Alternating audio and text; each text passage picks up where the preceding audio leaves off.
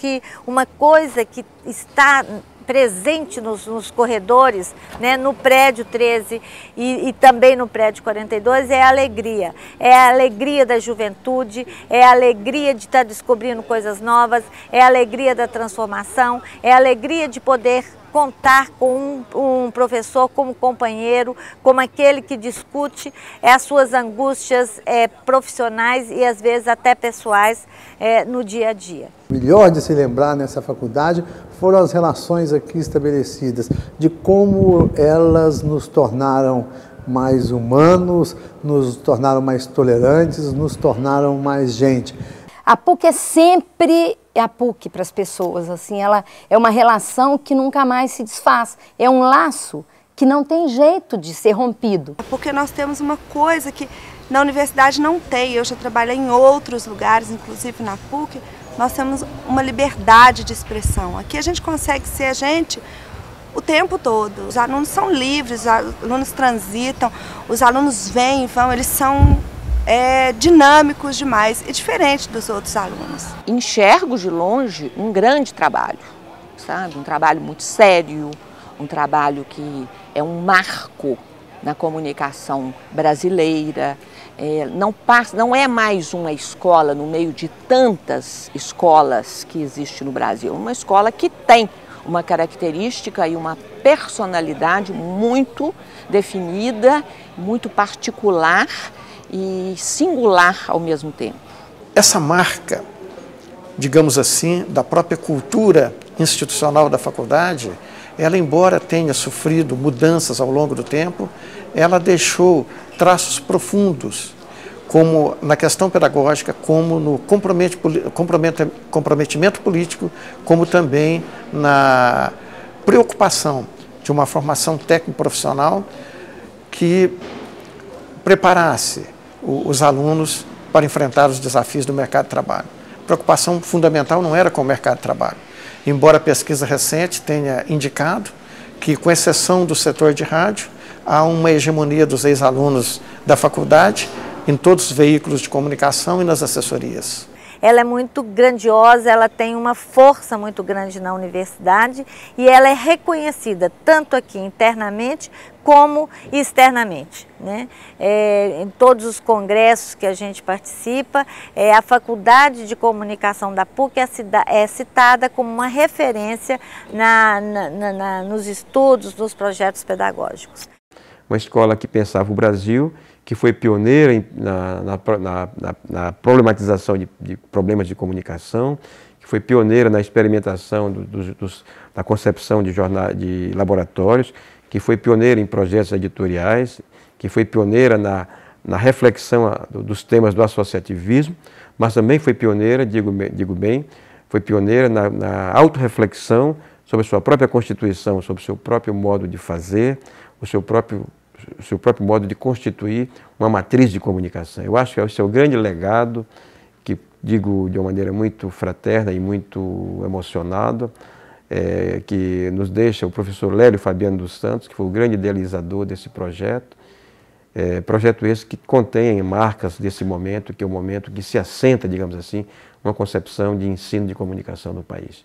Quando a primeira turma que passou no vestibular entrou, eu falei para eles assim, dei as boas-vindas de praxe e falei, eu não sei o que essa escola será. Olha, eu sei o que ela não será. E ela será o que nós somos. Então foram anos muito interessantes, porque a escola também, ao mesmo tempo que inovava do ponto de vista da sua proposta, enquanto uma proposta de escola de comunicação, ela se fazia a escola por um processo pedagógico extremamente arrojado e extremamente desafiador às orientações educativas vigentes na época no Brasil. O curso de comunicação era apenas um projeto político-pedagógico inovador, já que vivíamos no período de pior obscurantismo cultural e político de toda a história do Brasil. Eu tinha colegas mortos, colegas presos, colegas exilados, colegas desaparecidos.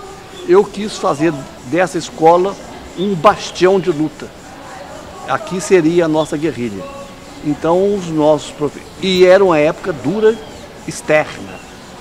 Auge da repressão política, auge da censura, e nós criando uma faculdade de comunicação. Quer dizer, eram quase loucos. Que comunicar para quê? Mas, no entanto, a gente tinha certeza que um dia nós íamos lutar e conseguir a famosa abertura que só veio quase 20 anos depois, né? Outra questão extremamente importante, pelo menos nos 10 primeiros anos de vida da faculdade, foi que o curso foi essencialmente um espaço planejado para ser um espaço de resistência à ditadura. Mas, em contraposição, a gente tinha uma escola muito animada, uma escola que acolheu muita gente, não só a escola, como a universidade, não é? Acolheu muita gente perseguida pelo regime militar, e em que pese aquela situação de obscurantismo, não é? Nós tínhamos muito ânimo para o futuro. A gente acreditava muito no futuro, a gente lutava muito por isso, a gente acreditava muito na própria comunicação, não é? E também a gente estudava e buscava muito outras leituras e outras perspectivas que pudessem passar para a gente, não é? Um processo de comunicação que não fossem apenas aqueles importados, não é, das teorias norte-americanas, das teorias europeias, mas sobretudo das teorias norte-americanas. Nós fomos a primeira escola a buscar, a beber na fonte da libertária, da comunicação libertária dos latino-americanos, dos venezuelanos, colombianos, peruanos, bolivianos, argentinos. Trouxemos aqui na escola grandes teóricos da comunicação. E foi criado, dentro da Universidade Católica, um espaço de liberdade. Dentre as características desse projeto pedagógico inovador, estava a renovação da reflexão teórica. Estava também uma relação de horizontalidade entre professores e alunos, através do projeto pedagógico centrado no aluno, chamado SAPAE. Alguns pensam que essa roda está sendo inventada com os projetos de pós-graduação, mas já naquela época as bases, as grandes preliminares da atividade da pesquisa se fazia naquele momento, quando a escola contratava e pagava com recursos próprios, bolsistas de iniciação científica, que depois viraram grandes jornalistas, grandes publicitários, grandes nomes da mídia brasileira e também grandes professores, também espalhados no Brasil e mesmo no exterior, hoje figurando em grandes processos editoriais internacionais. Então, era ao mesmo tempo, né, que nós tínhamos consciência das limitações que nos impunham o regime militar, não é, de todos os problemas que a imprensa, sobretudo a imprensa alternativa, tinha com o regime militar, mas a gente também tinha muita esperança. A gente levantava a bandeira e ia para a rua, interpelava as estruturas, inclusive as internas, e a gente tinha muita esperança que o país poderia viver tempos diferentes, que nós poderíamos ser profissionais diferentes. Constituía-se fundamentalmente numa comunidade coesa e onde aquelas pessoas que vinham a Belo Horizonte e por uma questão de censura não podiam se manifestar em outros espaços, eram trazidos para dentro da faculdade em debates que se prolongavam muitas vezes até mesmo até a madrugada. E havia muita paixão pela comunicação e a paixão pelo estudo. Eu acho que quando você está envolvido, imbuído de um projeto apaixonante, e o nosso era, porque aqui era quase que uma ilha de liberdade, e quem mais propunha isso era a direção da escola, a nossa equipe. Isso aqui era uma equipe que não aceitava a repressão, e se não aceitava a repressão, nós não íamos reprimir os alunos. E muitos alunos que vinham de boas famílias mineiras bem comportadas, simplesmente não entendiam a nossa proposta. Mas logo com o tempo esse grupo também se conscientizou e compreendeu o que aquela turma de aparentes loucos, né, estavam pretendendo com um projeto de liberdade. O Alberico chega aqui na avenida, ele rodeia a escola, né, a PUC toda, ele entra num pasto, que isso aqui, o estacionamento, Aqui era um pasto com cerca de arame. E estacionou naquela escuridão e falou comigo, é aqui. Eu não acreditava. Eu estava chegando, sabe, de Nova York, aquela cabeça de prédios maravilhosos, no meio do pasto. Levantou a cerca de arame e falou, passa. Eu passei. E entramos no prédio 13. Eu falei, gente, é uma festa, só que eu não conheço ninguém. Aquela coisa de gente e as pessoas coloridas, as roupas, porque era uma forma de comunicação, uma linguagem, era a roupa das pessoas. O cabelo, o vestuário, o gesto, a fala. Aquilo era um furacão acontecendo. E quando eu cheguei, eu fiquei completamente assustada com o tamanho do prédio, porque era um prédio completamente diferente. Ele era o famoso prédio 13, que tinha acabado de ser pintado. E era um corredor enorme, verde, vermelho, azul claro, que cheirava assim a tinta. Era o único prédio que tinha aquela pintura toda eufórica, né? Toda esquisita. Então aquilo é que marcava o prédio da comunicação. Todo mundo chegava e assustava com aquela pintura. Então aquela pintura quase que psicodélica, em que os números das portas das salas eram do tamanho da porta, em que aquelas curvas vermelhas e azuis sobre um fundo verde, aquilo brigava com todo o establishment da época, que chocava. E virou ponto de atração turística. O campus inteiro vinha na faculdade, não só para ver nossos bichos muito doidos, mas como também para ver aquela parede que simbolizava. Aquela parede foi símbolo de uma época, né? Eu acho que para todo mundo que participou daquele projeto, e a turma do projeto e da próprio ato de pintar, foi muito importante. O Lélio costumava dizer muito que o aluno aprendia muito mais nos corredores do que na sala de aula. E isto, um diretor falar, isso é uma revolução na medida em que poderia esvaziar a sala de aula. Pelo contrário, não esvaziava a sala de aula, mas tornava muito rico o corredor, as conversas de corredor, entre alunos, alunas, entre visitantes, enfim, a faculdade era uma festa que começava na sua pintura, bastante moderna e ousada para aquele tempo, uma festa que se prolongava durante a noite, uma festa que estava na sala de aula, a própria sala de aula era também uma festa, de sorte que, com extrema seriedade, esta faculdade ela foi criada e foi construída.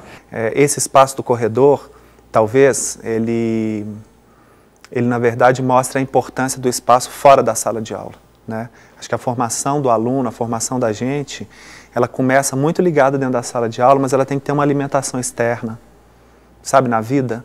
Então acho que o corredor ali já é o primeiro sintoma, assim, já dentro do próprio prédio, você conseguir criar essas conexões no corredor, né?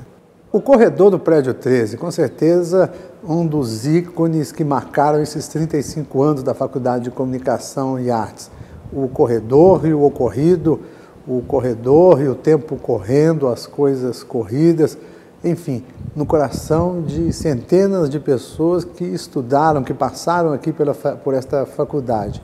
Histórias inúmeras, histórias de amizades, de paixões, de amores que aqui se instituíram e que aqui cresceram. Eu acho que o que é bom na escola hoje é o que era bom naquela época, né? Quando eu estudei aqui, a minha época. Eu não vejo muita diferença. A diferença que eu vejo é a própria diferença do mundo, né? Eu acho que a escola é meio uma antena, ela vai captar tudo que está passando em volta dela. Isso vai materializar no tipo de aluno que entra, nos desejos dos alunos, no modo de estudar, no modo de trabalhar. Então, eu acho que eu não tenho saudosismo nenhum de achar que na minha época, quando eu era jovem, estudava aqui na escola, era mais bacana. É a mesma coisa. Claro, eu que mudei bastante, né? Já tem uns quase 15 anos que eu formei, e claro que eu mudei muito nesse tempo. Então isso era a comunicação da década de 70 e isso é comunicação hoje também. Querendo ou não, tem essas porra-louquices dos nossos alunos que são eles hoje o que nós fomos há 30 anos atrás. Não tem diferença nenhuma. A única diferença é que nós somos velhos, temos cabelos grisalhos e eles têm o cabelo verde. Não é que aquela época era menor, aquela era a nossa época. Eu acho que os alunos têm a obrigação, os alunos atuais é que têm a obrigação de fazer com que esse corredor continue sendo sede da nossa vontade de aprender e sede da nossa vontade de viver bem. Isso é que importa e assim nós vamos marcar mais décadas e décadas da Faculdade de Comunicação.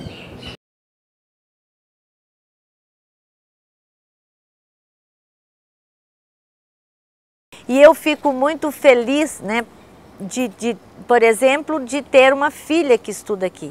Quando minha filha foi escolher estudar, disse, olha, quero fazer jornalismo. Eu achei a coisa mais bacana do mundo, porque eu falei, puxa vida, se minha filha está querendo fazer jornalismo na mesma escola em que eu estou, quer dizer que é muito bacana, tem uma coisa aí que é muito maior do que a gente imagina.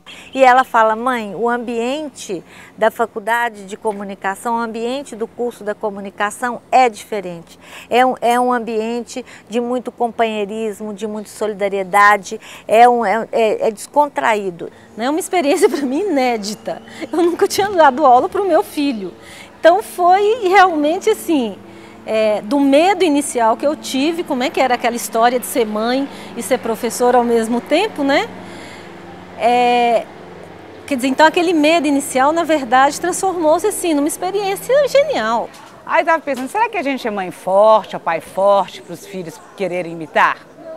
Acredito que não. Eu acho que a felicidade deles, quando nos vê chegar em casa, deve ser a força motriz que os leva a fazer o mesmo curso que a gente trabalha há tanto tempo. Na profundidade da experiência, do experimento, da grandeza, mas usufruir profundamente dos benefícios, profundamente. Fez a minha cabeça como deve ter feito a cabeça de muita gente.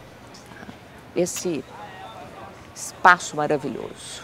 Eu não seria nada do que eu sou hoje se eu não tivesse dado aula durante quase 30 anos. Porque a cada semestre eu aprendo uma coisa nova. E os meus colegas, quanto mais novos, mais me ensinam. Então hoje eu acho que a Escola de Comunicação ela tem outro momento, outro papel e deve ter outra percepção da sociedade. Agora, alguma coisa não poderá faltar nunca. Uma consciência crítica, um compromisso ideológico com o país, um compromisso com a liberdade e não com os autoritarismos de qualquer espécie. Devemos ser profissionais comprometidos com uma formação de sujeitos e não simplesmente de tecnólogos, não é? Mas uma formação que permita ao aluno, não é, ainda na escola, fazer escolhas e construir caminhos. E por que não construir caminhos alternativos, bem diferente daqueles que a gente quis construir na década de 70, mas extremamente necessários para o mundo que a gente está vivendo aí. E que a gente, sobretudo, que a gente consiga construir uma história interessante, inquieta, não linear, cheia de desgastes, de fissuras, tensões, que eu acho que é isso que vai fazer a gente crescer, tanto profissionalmente quanto como cidadão. E um compromisso e uma paixão pela profissão. Que eu acho que com uma base teórica, com conhecimento técnico e com uma paixão, nós temos a receita para um bom profissional de comunicação. Você só aprende quando você tem afeto. Você só é feliz e você só vai desempenhar bem as suas funções profissionais se você é feliz, se você acredita nas coisas, se você entende a sociedade, se você entende o ser humano. E esta é uma das funções da nossa faculdade. Se o Lélio foi o pai da escola, com certeza, eu não fui a mãe porque eu formei na Federal, mas eu fui uma espécie de madrasta. Mas com certeza uma madrasta muito boa, que até hoje assim tem a PUC no coração. Então, o curso de comunicação, para mim, ele é uma coisa muito bacana. Ele é aprendizado, ele é emoção. Tá vendo? Eu fico até emocionada de falar. Eu tenho uma palavra de alegria. Eu dediquei minha vida toda a essa escola. É verdade que boa parte da minha vida eu estive fora, prestando serviço público. Mas meu coração sempre esteve aqui. Não podia ficar mais tempo, porque as aulas eram muito poucas. E eu precisava sustentar minha família. Mas tão logo eu pude, eu transformei minhas aulas de filosofia em aulas de cinema, para poder me dedicar ao máximo a dar condições a que os alunos pudessem criar seu próprio espaço numa tela que não fosse só deles, mas que fosse o reflexo de uma sociedade, do seu estado, das suas origens, da sua cultura e de todo o Brasil. Se eu consegui isso, não foi graças a mim, mas foi graças a uma juventude maravilhosa que está sempre presente a nós e pela qual vale a pena ser professor, ser educador. Que essa história fique muito viva no coração dos nossos alunos, dos nossos professores, de todo o nosso mundo acadêmico. E que ela seja reconstruída a cada dia na paixão, na perseverança, na boa vontade e no grande trabalho que é executado hoje pela Faculdade de Comunicação.